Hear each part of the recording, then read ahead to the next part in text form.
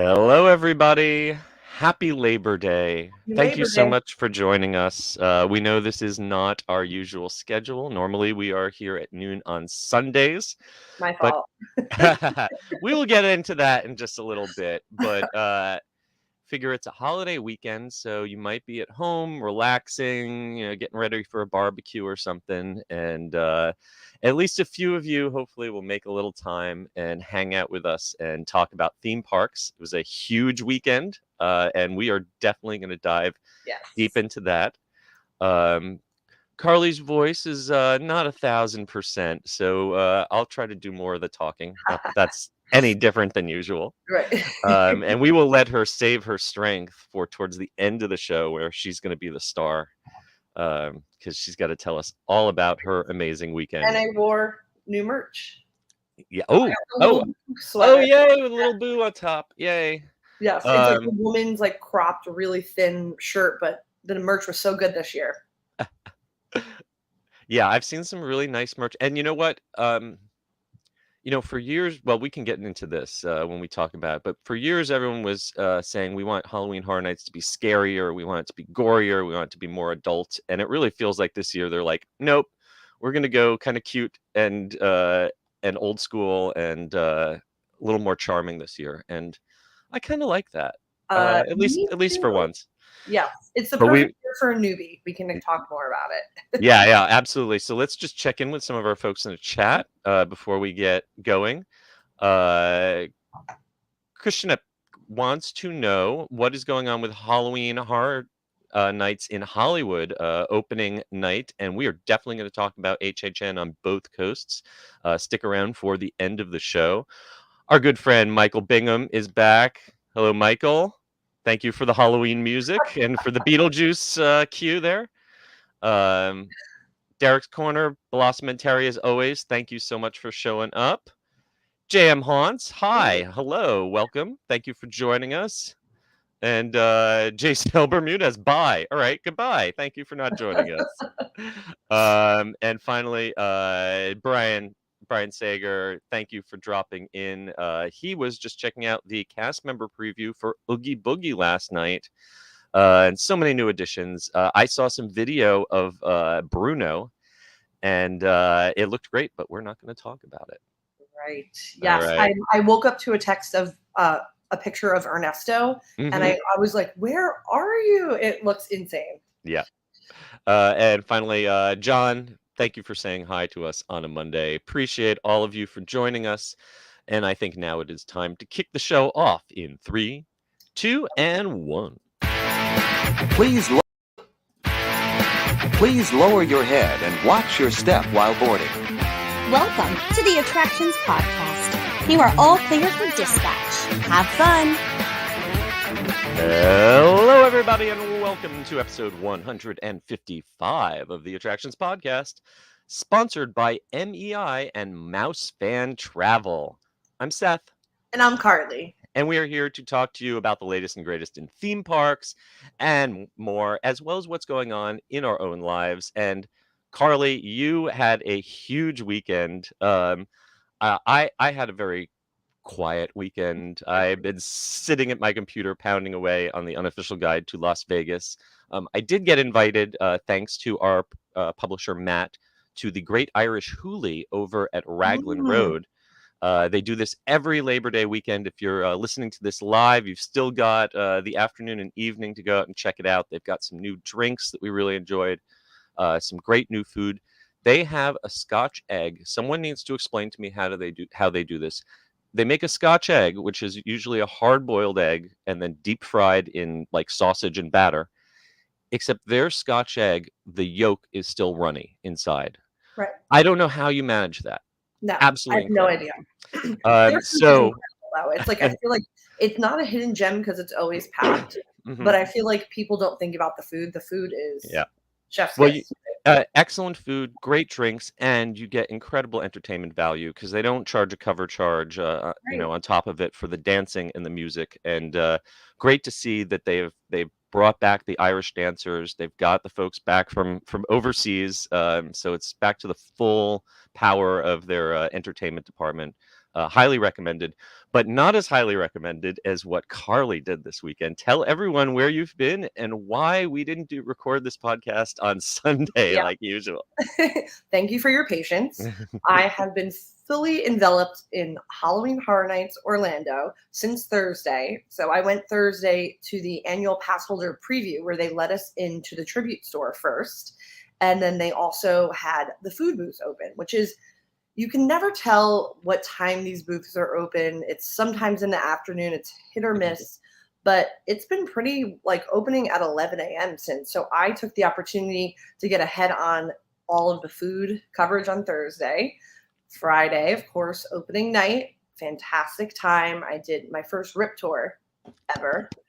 Who was your RIP tour guide? Do you remember? It was Robbie. Robbie, excellent. Yes. Yeah, they've got such a great team. So many good people. So many good people. We requested Paul. I don't know if anyone knows VIP Paul on Instagram. We had him for like a normal VIP tour. He's amazing. He was there. They worked so hard. It was incredible. And then I went again Saturday. So I shut down Friday night because I really wanted to just take advantage of everything right away. Then I went again Saturday night. I said, I'm just going to go for a few hours, and then wound up staying out till 1:30 because Dead Coconut Club is in Universal Creative Team Design. It is insane. Now, this was something that we kind of saw teases, we saw construction, but no real announcement. Is this something that is open to anyone? Do you have to have a Halloween Horror Nights ticket or an annual pass or anything? So I asked some of the team members there. It will be open every Halloween Horror Night event night from 5 p.m. till 1 a.m. Anyone can go. I need to ask about the age limits because I think at 5, since it opens at 5, it's probably be more family friendly. When I went in around like midnight, it was a full-on club, and there was someone at the door. It was okay. It was really cool. I used to love the Red Coconut Club, and it's been closed for quite a while. And I'm glad to see that it's getting some life, or at least some death back in it. Exactly. And so the front is like a Palm Springs tiki lounge, like old school. And then the back is like a club portion, and they had stilt dancers. Oh, wow. Incredible, just little displays. They have an exclusive cocktail menu. I didn't try anything because I was just a little too tired to drink a rum concoction at midnight. I'll try it in a couple of weeks when I'm back. But even if you aren't going to Horror Nights, maybe you're afraid, go to Dead Coconut Club. Excellent. Well, we will definitely dig way more into your Halloween Horror Nights experience later. So sorry that you lost your voice, but man, I would still be like, one night at Halloween Horror Nights on my step tracker is like 2 normal days in a theme park. You just end up walking and walking. If nothing else, if you didn't lose your voice, my legs are dead always after one of those. Yeah, I definitely felt a little dead yesterday. I feel even more dead today. But, like we were talking, it's hard to really take in a house on your first go around because you're so shocked. And to be able to go back a second day right in a row, I have so much more of my own opinion formulated because I was really looking at a desk, seeing what artifacts the team had designed, because these are movie sets that you're walking through and it's so dark and there's so much going on. It's like you miss all the details. Yeah. Oh, absolutely. And I gotta say, we'll obviously get deeper into your Halloween Horror Nights review towards the end of the show. But I would like to say in general, I know everyone is super excited about Halloween Horror Nights, and everyone wants to be the first to get their opinion, their house ranking out there. Keep in mind, number one, if you're just basing it off of what people saw on employee preview night is so that they can see what works and what doesn't and test and adjust. So you can't expect a review based just on preview night. And even opening weekend, this is such a massive event. There's so many moving parts. Things go wrong opening night, opening weekend, things get fixed. By the second weekend, you get a much better idea of what the event is capable of. And I think that if especially you just went opening night, you only did a house once, your opinion's valid, but especially the people who worked on these houses, the scare actors working in them, don't get down when you hear people complaining that your house is the worst of the event because it's only opening night. And I remember plenty of years where the house that everyone says was the worst on opening night ended up winning House of the Year and everything by the end. So Exactly. Let them get into their own line operations, especially. It's like you got to find the flow. There were takes a some while real to get your rhythm, problems, man. but nothing major, I would say. So they did a great job for opening weekend, and it's a blast. Well, let us, so that we can get to more Halloween Horror Nights talk, let us first get to some news in the queue.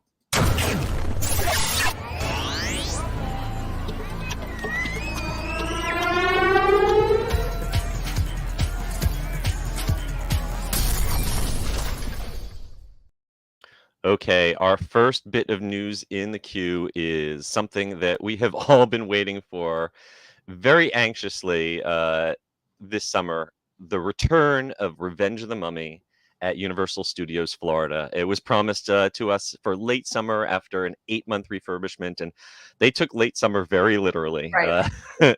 But it is back. It is back right now in technical rehearsal mode.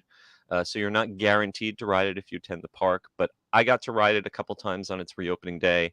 And after 8 months, it is great to see the ride back and looking as good as it ever has.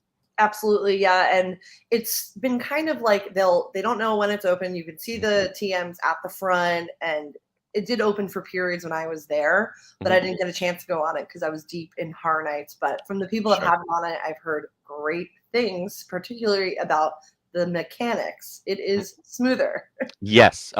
What I noticed physically about the ride is, the track is exactly the same, the sets are exactly the same, but the movement of the car, it felt a little faster in the fast parts. And the thing I noticed the most is when you come to that hard break in the fake ending. Mhm. It used to be extremely painful. Now it's only slightly painful. It's still a really short stop, Yeah. but it doesn't.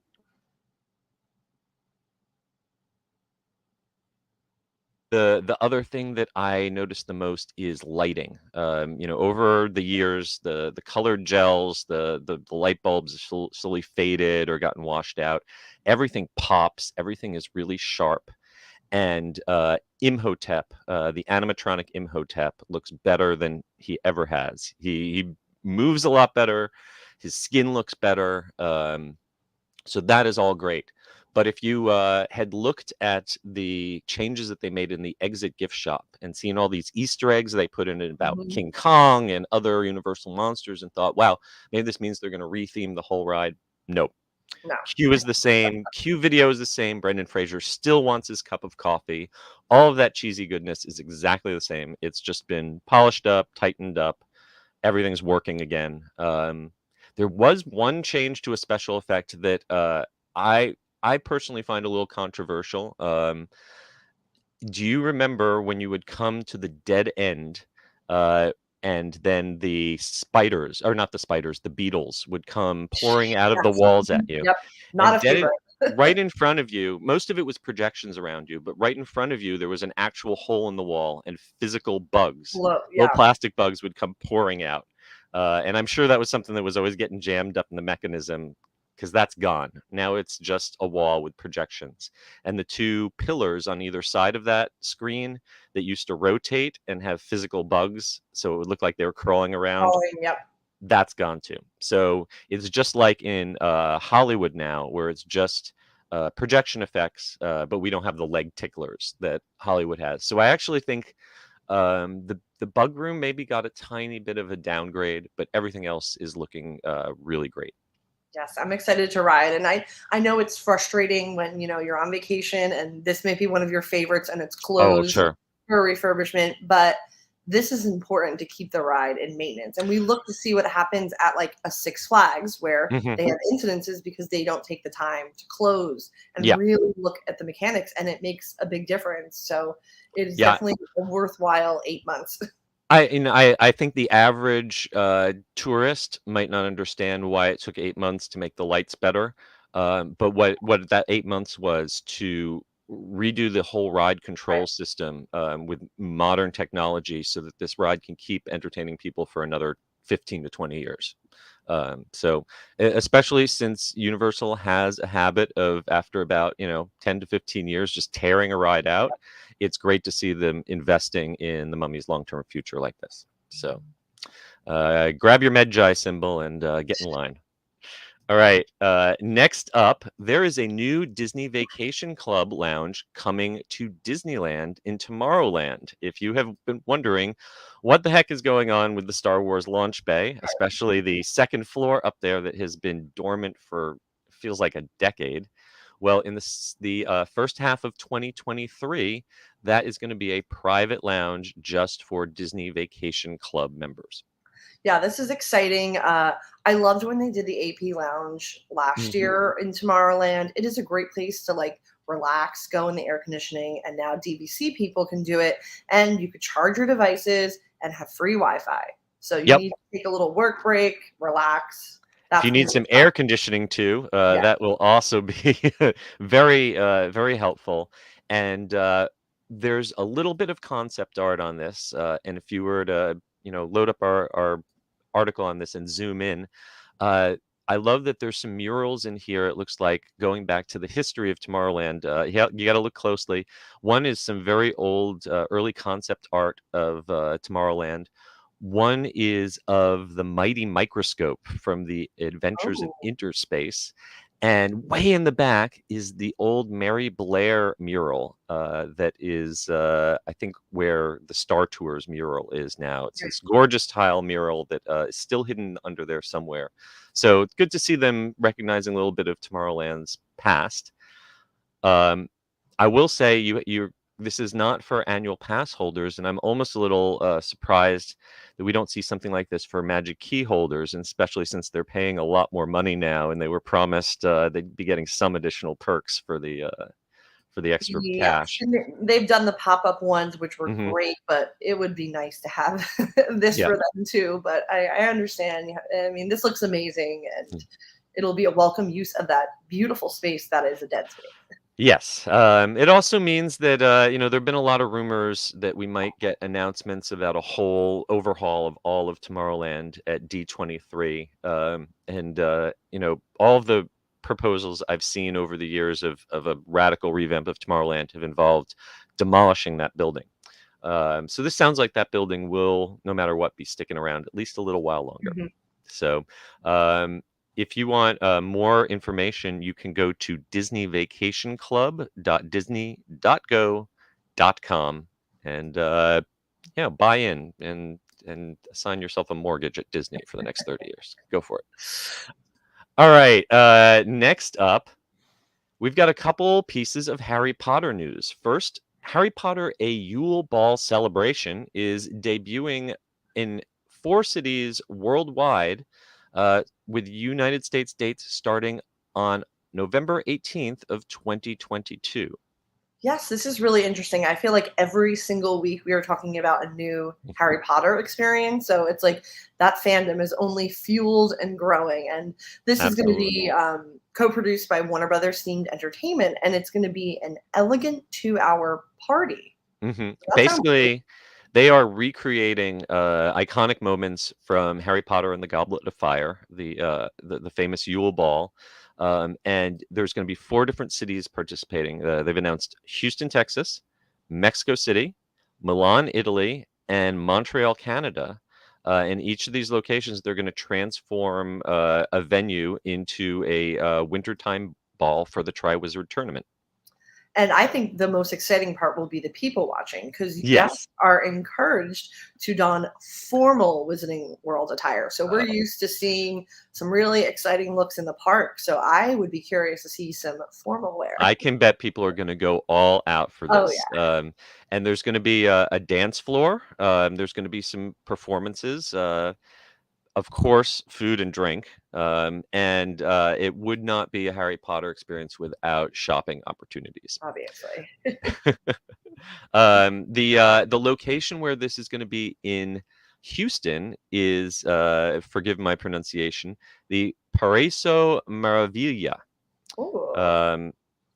and the tickets are going on sale this week, September 8th, 2022, 11 a.m. local time. They are going to allow you to sign up. You can sign up for a wait list, and then that will unlock early access to the tickets. What is that, like Movie Pass? Yeah, exactly. You've got to sign up so that you can sign up so that you can buy a ticket. And the prices, they haven't announced the exact price, but Ooh, it says they're going to start around $69. not bad. So if you are interested in more about this, go check out Harry Potter Yule Ball Celebration.com. And in other Harry Potter news, if you're excited about that one, you will be excited about this. A Wizarding World Festival is casting its spell across the United States in 2023. There's going to be a magical 3-day weekend celebrating all things Harry Potter. Yes, this is going to be like a traditional fan style festival. Think D23, but for Potterheads. Mm-hmm. And also, I'm assuming there's going to be great outfits at this too. Oh, I'm not sure if absolutely. I would go, but I would just like to people watch outside with like some popcorn and an iced coffee and just watch all the people come in. Yeah, this is basically going to be a Comic-Con style devoted just to the Wizarding World, with live panel discussions, film screenings, special guest appearances. They're promising some special announcements that you'll be hearing first, and of course, cosplay, cosplay, cosplay. We don't know any specific stars who are going to participate yet. We don't have times, we don't have dates, we don't have locations, and we don't have prices yet. Just But little other than that, we've got everything you need to know is at wizardingworldfestival.com. This is put together with Superfly X, who do a lot of location-based entertainment, and also Fever Global Entertainment, which are working on that Yule Ball. So this is one to keep an eye on, and we'll definitely give you some more information about it when it is released. Yes. Okay, switching from the Wizarding World to the high seas, this is one I want to try out. Ooh. The Robotron robotic arm ride is coming to the new MSC Seascape cruise ship, which is launching in December.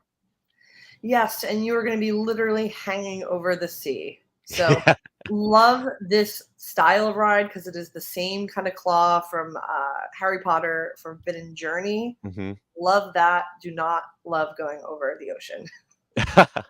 Yeah, so there are a lot of cruise lines, Yeah. Carnival and Norwegian, that have attractions that like maybe put you in a capsule or a zip line or something and Right. kind of hang you over the edge of the deck. Like an observation deck. I like an which- observation thing, Yeah. but this is just as you say, the Kuka Robo arm made famous by the Harry Potter and the Forbidden Journey ride. Now, this is not on a track moving around the boat. This is the arm is stationary, but it can flip you 360 degrees upside down. Better than Harry Potter and Forbidden Journey, if you remember the Sum of All Thrills that used to be at Epcot, where you would make your own roller coaster and flip around. So you've got an interactive component with this too. I don't know that you're necessarily designing your flippiness, but you are going to get to pick your musical choices, and there will be lighting and video that will be seen by the whole pool deck as you are going through your paces. Oh. So yeah, you'll kind of be playing DJ for the whole boat as you get thrown around upside down. This is a pretty big deal in terms of upping, what we can do in terms of theme park attractions on a boat. Right. MSC is already known for their simulator rides. They've got a 360-degree flight simulator. They've got a race car simulator. And they've even got an XD cinema with 3D glasses and moving seats. This is taking that up to even a bigger level, though. Right, and I feel like just these are important amenities, and it's good to do. You're not playing bingo anymore on cruises. Yeah. You're going on a robot arm over the sea. Yeah. I'm gonna have to give a call to my friends at MSC PR and see if we can check this out. This is starting out, as we said, in November at Rome, and it is going to make a 17-night grand voyage, making its way all the way to New York City. And then it's going to be launched from New York on December 7th and come down to Miami. So if you are in the Florida area, you can just drive to Miami and hop aboard. They're going to be going the Eastern and Western Caribbean. They've got their own private island, and it's going to be doing these sailings year round. Interesting. I would try it one time, I think. Yeah, I mean, I had really good experiences my last 2 cruises on MSC, and I am always excited to try a new theme park attraction on the water. So MSC, if you're listening, invite us on board. If you want to book a trip for yourself, msccruiseusa.com is the place to go. And our last little bit of news in the queue, a different kind of fan convention, not wizards and muggles, but mobsters. The Sopranos official fan convention is going to be coming to Los Angeles on December 17th through 18th of this year. Right. And this looks pretty cool because I can see a lot of the cast in attendance. I know they've announced some already, but it might be a little bit easier to snag these people than, say, the cast of Harry Potter.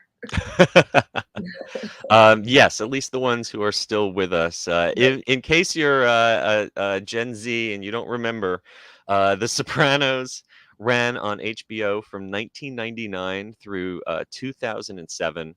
Award-winning show about the mob, and they are having this. They announced this convention on August 31st. It's going to be taking place at the Los Angeles Convention Center, and you're going to get to see stars of the show, including Dominic Chinese, who was Junior Soprano, and Edie Falco, who was Carmela Soprano, along with Victor Pastore, Ada Turturro, Robert Eigler, a whole bunch of people scheduled to attend, do Q&A sessions, and autographs are also going to be available for an additional fee, of course. Yes, if you're into it, this sounds like a lot of fun. I'm sure they're going to do some really cool theming and photo opportunities, I would love if they did like a special dinner where you could like sit down at a big Italian dinner with one of the stars, have some manicotti, I want Edie Falco to make the gravy. Right. So the tickets for this are on sale right now. You can get a single day ticket starting at $65. Ticket packages are running from $129 all the way up to $699, and money talks, so VIP experiences are available. You just gotta pay a little extra, So that was my really terrible, it was great. New Jersey Italian accent. You think from being from New Jersey, I could have done that. It was perfect. Nailed it. All right. If you are interested in more about this, the place to go is sopranosconvention.com. That wraps up our news in the queue. But before we dig into our big main attraction this week, we have a brand new sponsor that I want to welcome. So thank you, everyone, for listening to this brief word from MEI Travel. The Attractions Podcast is brought to you by MEI and Mousefan Travel. Whether your next vacation is a magical trip to the theme parks, an exciting adventure to the pyramids of Egypt, or just a relaxing cruise on the turquoise waters of the Bahamas, MEI Travel provides premium service and expert advice to help you get the most of your vacation. They are always free of any hidden fees or costs to you. Visit them at mei-travel.com. All right. And now it is time for our main attraction. It's time for the main attraction. Okay, it is time for Halloween Horror Nights once again. And before we dig into Carly's big adventure at Halloween Horror Nights 31 in Orlando, we've got a sneak peek of Halloween Horror Nights 2022 at Universal Studios Hollywood. Yes. I was sad I couldn't make it, but of course we can't be everywhere at once. But you haven't been cloned yet? What's wrong with you? I wish. The man, John Murdy, took about a bunch of people, journalists, influencers, to some sneak peeks of some of their houses. And it looked Yes. amazing. Our good friend and podcast producer, Jeff DePauli, thank you, Jeff, went and got some great pictures with lots of spoilers, lights on tours of the Universal Monsters Legend Collide and Horrors of Blumhouse houses.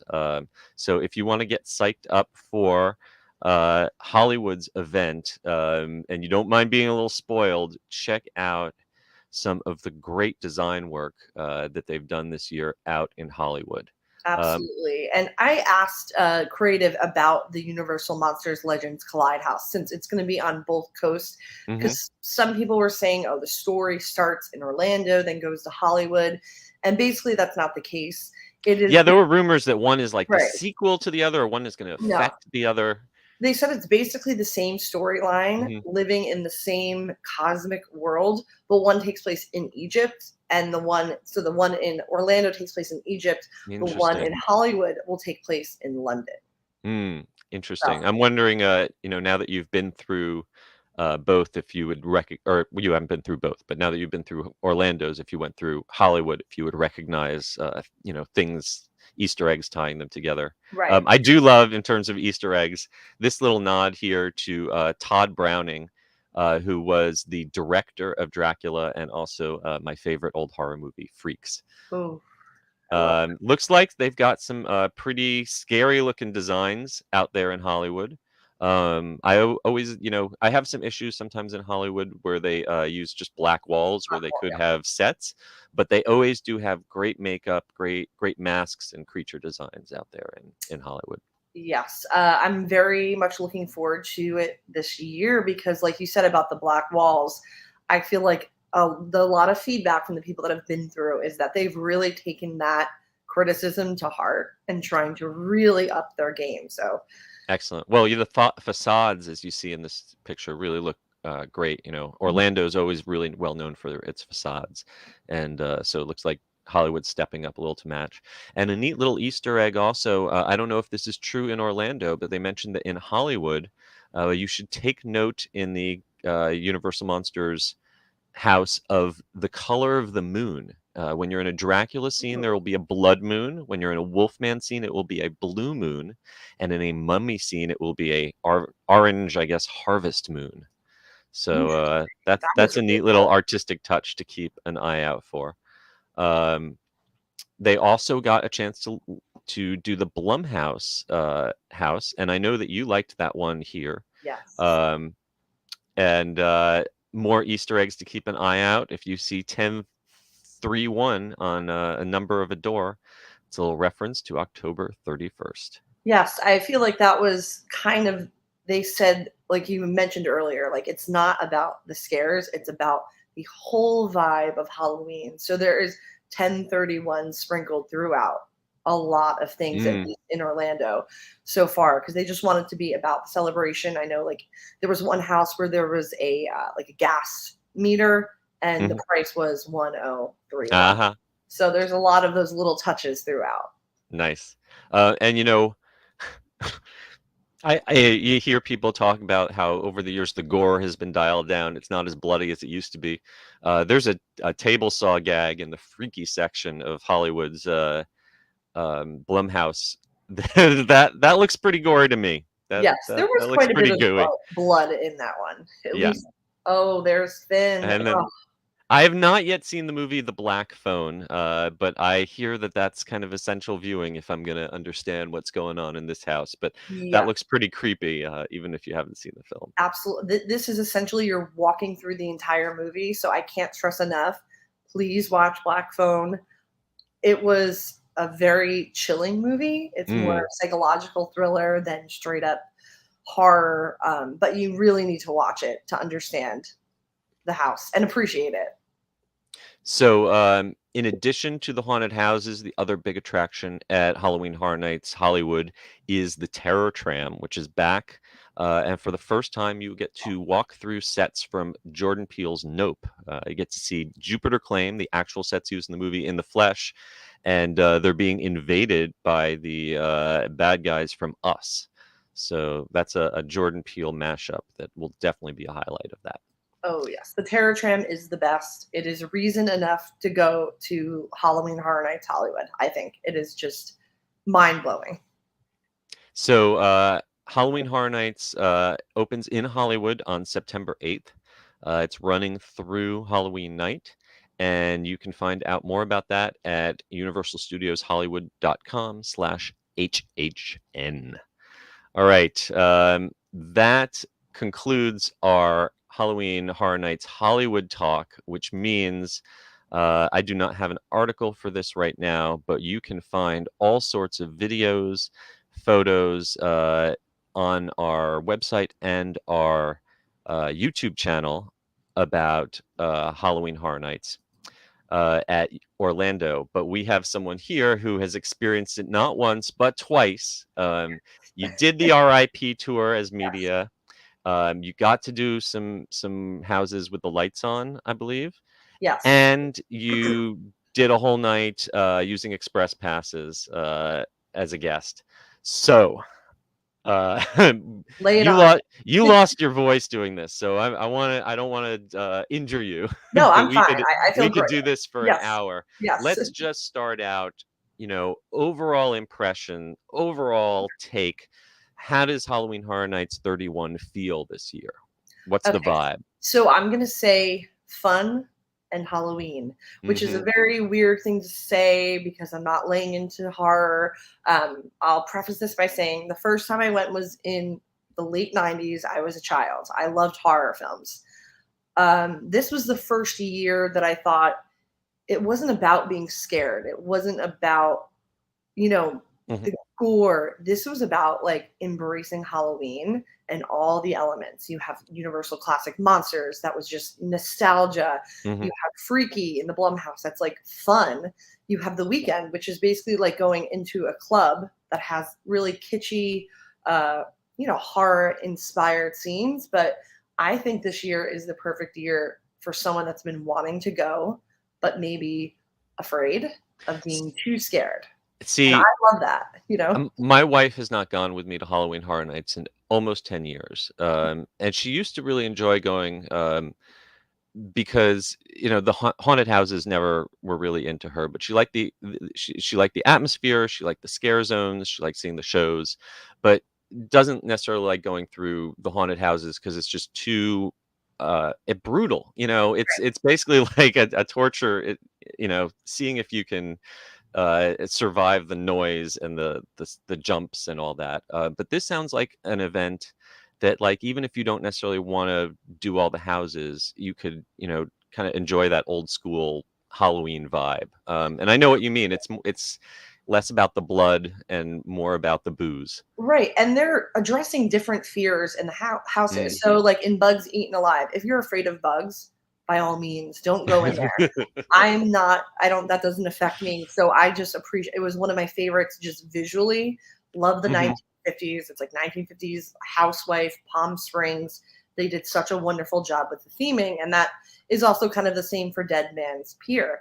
It was the most visually stunning house I think I've ever seen. Now that is the winter one, right? The Winter's Wake, yeah, with grand sets that are massive and just lighting was on point. And there are of course scare actors in there, but it's more about seeing them and how eerie they are than necessarily jump scares. And on that same token, if you are maybe afraid, I would probably avoid maybe like Halloween.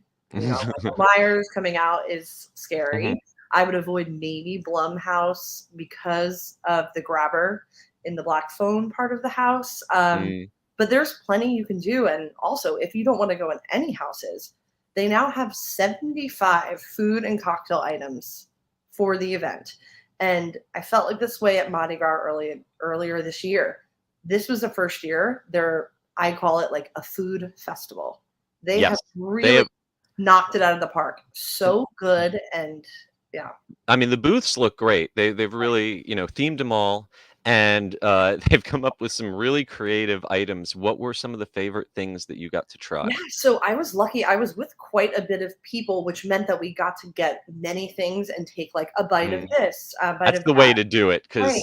some of those things, if you ate a giant maggot-covered corn dog all by yourself and then trying to go through a haunted house. It might not end well. Oh, like the first day when I went to the AP preview, I had the pepperoni skull, which is one of my favorites. So it's like a Ooh. pepperoni pizza skull. So inside, it's a fresh piece. It was a really fresh dough shaped in a skull. Inside was pepperoni and cheese in a bed of like really good zesty marinara. Ooh. And I had that for lunch that day. And I was by myself and I was completely full. So these items are pretty generously portioned. So I would say that was one of my favorites. I was most surprised by the cinnamon churro corn dog. So it's like cinnamon churro seasoning on the outside of a corn dog. Okay. It was real. Like, I'm not a corn dog person, and I was just surprised. That was really good.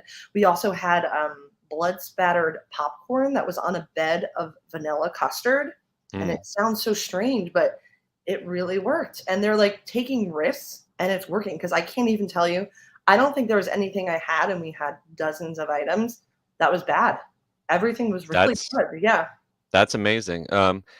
What was when you were there? I did see a lot of feedback on social media about the food booths not being able to keep up with demand, Yes. especially during the event night. They were very busy. I mostly ate the food before the event started, which really, really helped. I know that's not That's a pro tip for folks. In the past, those weren't open until nighttime, but now right. it looks like you can snack your way through the day. Right. So one of my favorite things is the mac and cheese booth that has been around since last year, I believe, and they've done that hot chicken mac and cheese. So it's still that kind of white cheddar shells. Now they have two versions. One's with like a chili and a sausage, and another is with a char siu pork skewer. Ooh, that I sounds good. was blown away. So we did stay and scream at the new Chez Alcatraz area. And as we waited, I was like, let's get this food now. Let's get on top of the crowds because there's no one getting food at that point. And Yeah, we got a little confirmation from the Universal Food blog here that yes, the line for pizza fries by Kidzone, that I can imagine that's one thing that is so popular. It's such a cult item. I don't understand why they don't have the pizza fries available at multiple locations instead of right. making everyone stand in one line for them. Absolutely. So Friday night, I heard people waited over an hour for the pizza fries. That's I not cool. avoided that. I did get them on Saturday.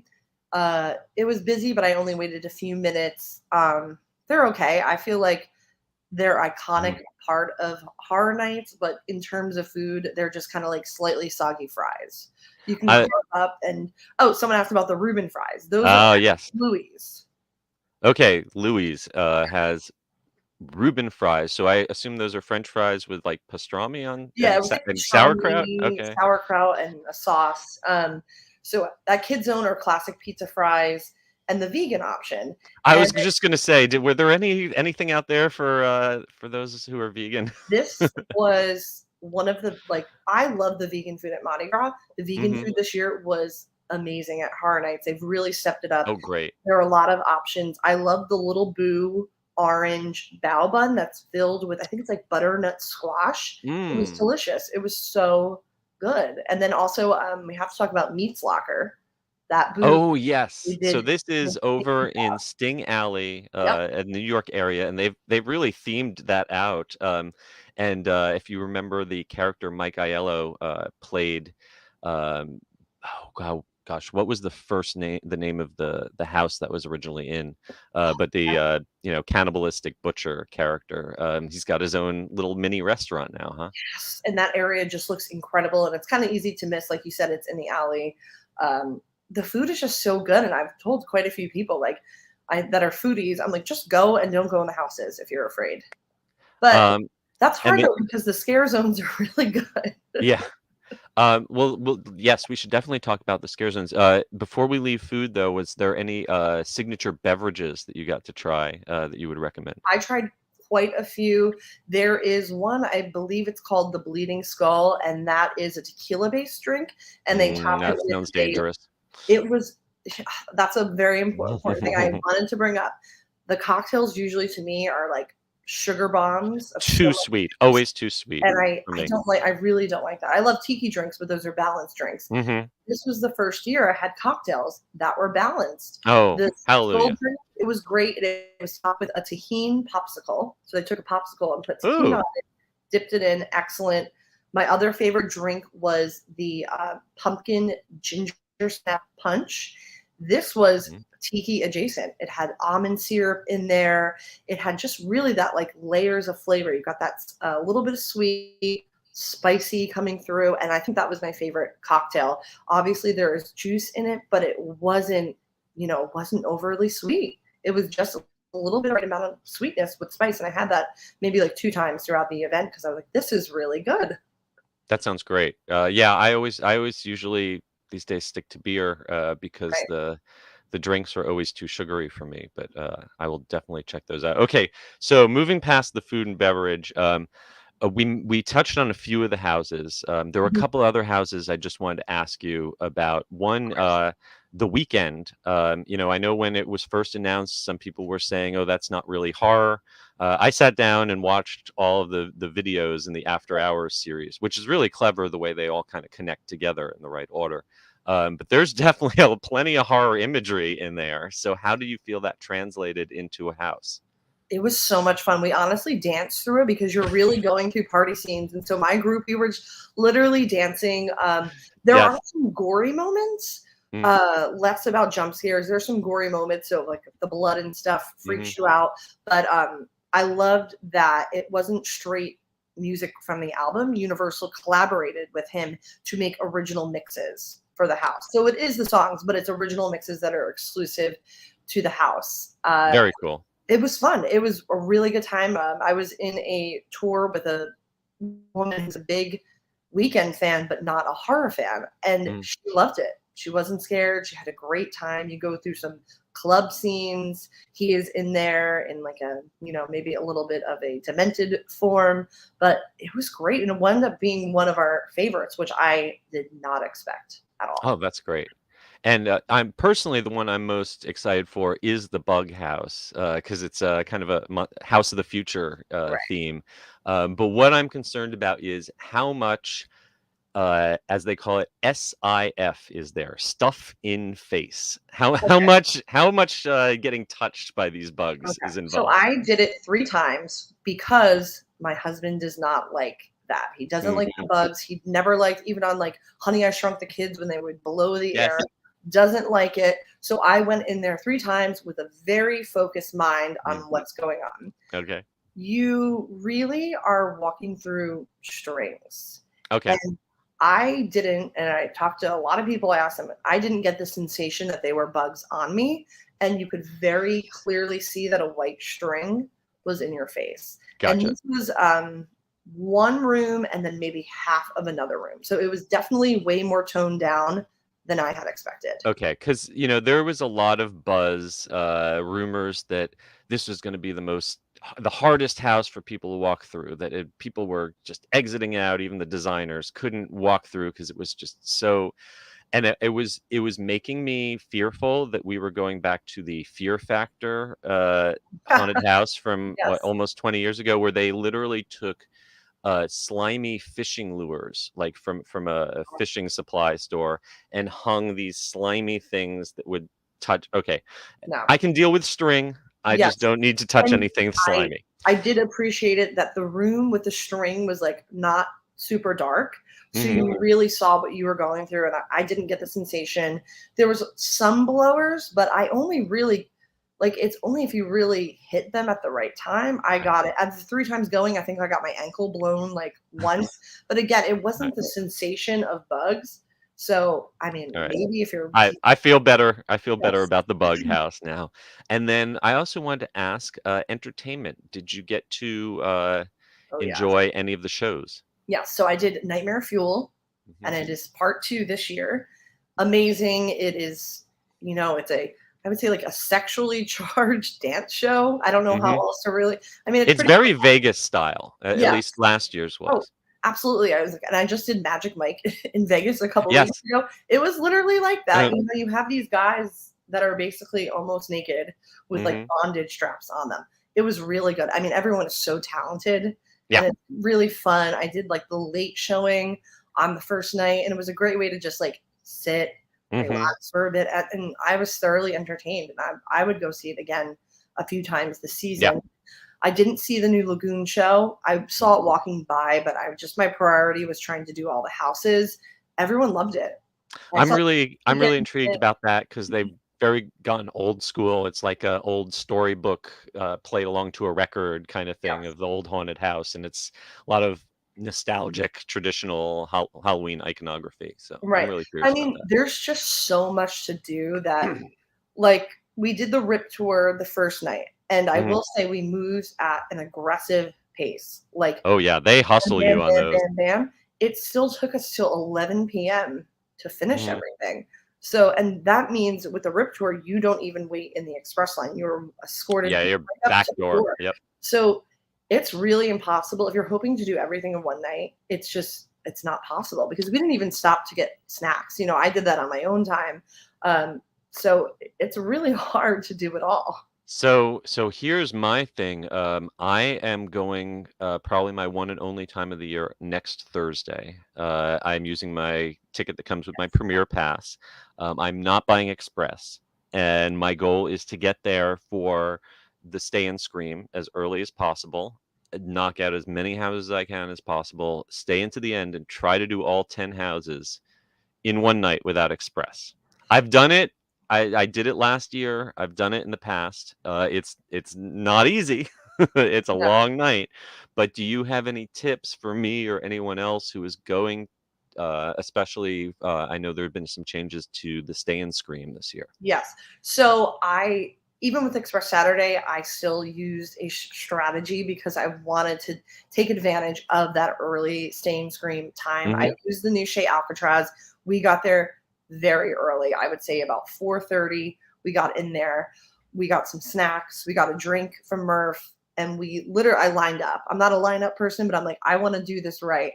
So we lined up. We were there for about an hour, but I was the fifth party in line to Okay. go into Blumhouse. Okay. We were able to do at the very start of the event, walk onto Blumhouse. Then at 6 o'clock, once they let us go through Hmm. Bugs, we also walked right onto Bugs. So Okay. you can essentially knock out two houses right at the beginning. Sure. The lines were, once the night starts getting busy, insane. You have like 70 minutes, 100 minutes right at Hmm. the start. So I took that time to go try some food as everyone was Mm, running to the houses, and the food lines weren't bad right at the get-go. sure. I would maybe do some entertainment and then hold off doing houses. I know it's a late night, it's going till 2 AM. Yeah. They pretty much mostly drop down. A lot of Yeah. them, like 20, 25 By minutes. like 11:30 or midnight, it becomes reasonable. Yeah. So, you could see the Lagoon show, which I believe is at 9 o'clock. You can Hmm. go see Nightmare Fuel. You can eat Hmm. some food. I would walk around the scare zones and take those all in, go to the Yes. tribute store, and then because the waits they were long, and even with I did Express on Saturday night, and I kept a log of how long it took us to Oh get wow. through and compared it to the wait time. It took us 40 minutes in Bugs and Express to get through. 40 minutes in Express, and what was the posted wait time for people who 70. didn't have Express? So you're basically waiting half of whatever the posted wait is in Correct. Express. That was And and that that's a big was change for people who overall. are used to being in the parks during the day. Express usually means you're gonna wait maybe 15 or 20 minutes at the most. Usually it's like a Absolutely. quarter of the standby wait or less. Right. And so you're paying a lot for those Express at Halloween, and you're not getting as much out of it. It's not as express as it Agreed. sounds. And so Express that evening, Saturday, was 199 a person. $200 to still wait 40 minutes in Right. line for I would a house. almost Rip tours, not the private one, but, like, you can get into a Rip tour, start Mhm. at 299. And I had this deep conversation with my sister who experienced both nights with me. We would go back and splurge to do the Rip tour instead of an Express pass. Yeah. Just because even with Express, you really can't do everything unless you still use the strategy of going to Stay and Scream, running to houses, Mhm. waiting till late to do it. So I almost would like we were gonna come in a few weeks with my mother, and we're like, I think we're gonna try to go on a night where the Rip tour is at the minimum Yep. fee because Yep. yes, it goes up higher than that. But we're gonna check to see what night it is at that starting rate of $2.99, and I think we're gonna do that instead of an express. Yeah, that's really smart. Because once you add up how much you're spending on the express, uh, it's not that huge a jump to go up to the RIP tour, and Yeah, it is worth it. You learn all sorts of stuff about the event. They make time to stop at bars and food if you need. They're the RIP tour guides are so nice. They're so much fun to hang out with. It really does add a lot. It's more than just getting to skip the lines. absolutely. We had so much fun. We really enjoyed going up to the RIP tour. People have an exclusive bar atop Mhm. Jimmy Fallon, where you usually see the Oh, Buccaneers yes. waving from the windows. So that was really nice. We went up there, sat for a few minutes. Um, so I highly recommend it. I think I would either do nothing at all and just use my strategy of doing rides houses right away and then Mhm. waiting until late. Like maybe even I know some people that left and went to like the Palm to eat dinner during the busy Sure. time Yeah. and come back. Go to Yeah, you Dead can head out to City Walk and go to the Dead Coconut Club right? or Exactly. Don't deal with the crazy when the waits go up to 70, right. 80 minutes. Just come back because a lot of people were piling out. Like Saturday, I left just the park by midnight to go to Dead Coconut. A lot of people pour out starting at midnight. So if you can Mhm. just hold on, it is a late night. Try not to do anything. Don't do the Mhm. parks during the day and then try to go because it's Oh, too no. much. Too And much. if you can just use your time very wisely, get into Stay and Scream really early. You have to be through the turnstiles by 4:45. Oh, for sure. Yeah, the Oh, park, technically closes for the day at 5. I wouldn't even cut it that close. If you wanna do Stay and Scream, they open the Stay and Screams sometimes as early as 3 and yes, definitely by 4 o'clock. absolutely. And So and that we got there. people start lining up for it. I mean, you've gotta choose whether do you want to wait an hour before the event so that you can walk through a house, or do you want to wait until to get in the line later and then wait an hour in the line? So either way, you're going to stand there an hour. But Absolutely. And we actually the wait went by really fast. Like I said, we got a drink, we got some Mhm, snacks, and we just sat and like kind of just relaxed. And then we were like one of the first people into a house. So you could just mhm. get that done and then get a second house done. And it is difficult to do all of them, but it's manageable. And there's no prize for doing all 10 in one night. No, Don't hurt yourself. Like you're there to enjoy yourself. When you're done, you're done. Don't feel like you got to keep pushing because I mean, you see people who stay to the bitter end, and they're just burnt out. They're just zombies. right, So take exactly. care of yourself. Hydrate. Absolutely. It's very important. It is hot out there, even though it's night. It is you will sweat. You will wear comfortable shoes. Do not wear do not Yeah, wear heels. yeah, exactly. Don't wear these really cool Doc Martens, Yeah, like right. your sneakers. I know fashion is a big part. It's great people watching, but sometimes I don't know how people Yeah. do in those, in their And costume. and and one last thing, be kind to each other and be kind to the scare actors. That we don't have the plexiglass anymore this year. We've gone back to the old school, but that means that they're not as protected. We keep hearing, in every form of entertainment, every walk of life, people are edgy, people are getting into fights. Don't make the Halloween Horror Nights into that. Right. Don't Don't let us be read that in the news person. about yeah, I don't wanna see that in the news, about Halloween Horror Nights. Let's just play nice with everyone, please. And have fun. It's really this year I was like I had so much fun because it was nice to not know every single house I'm going into is like relentless scares. Mhm. I like Dead Man's Pier was just so beautiful. You're walking in there and just looking around and trying to take it all in and bugs. I know you're gonna love bugs because I'm the excited for it. deep theming is they nailed it. There's just so much to see and do. I'm excited to go back in a few Well, weeks. you've gotten me hyped. Hopefully, I won't lose my voice, for next week's Right. broadcast. I did have on Saturday, I had 2 really epic scares. One was in Okay. Blumhouse and one was in Halloween, which was very exciting because those were my 2 favorite houses the first night, And then after I got those, it kind of like solidified, wow, I really love these So houses Blumhouse and Halloween are the top of your list right now. right now. And Dead Man's Pier and Bugs. I know that's Okay. 4 that are in the top, but they're all there for very different reasons. Bugs and Dead Man's for just the scenery, everything. Universal knocked it out of the park. And I would say Halloween and Blumhouse, specifically the Black Phone part, for some, good old fashioned scares. All right. Well, I cannot wait to experience it myself next week. And I can't wait for all of you to be back next week to hear us talk about it and other things. That just about brings us to the end of our broadcast. But before we go, we want to thank our new sponsor, MEI and Mouse Fan Travel. Thank you guys once again. And I want to remind everyone, please give us a review on Apple Podcasts and leave us a rating on Spotify. If you want to find more coverage from Attractions Magazine on the interwebs, you can find me at the UG Series on Twitter, at the Unofficial Guides on Instagram, and purchase copies of my books at theunofficialguides.com. Carly, where can everyone find you? Yes, I am Carly Caramana on Twitter and Adventures by Carly on Instagram. And of course, Attractions Magazine is always there for you at attractionsmagazine.com, at Attractions on Twitter, at Attractions Magazine on Instagram, at youtube.com/attractionsmagazine, and on TikTok at Attractions. Until next week, I just hope that all of you folks stay safe, try something new, but most importantly, have fun. And we'll see you next time. Yes. Bye.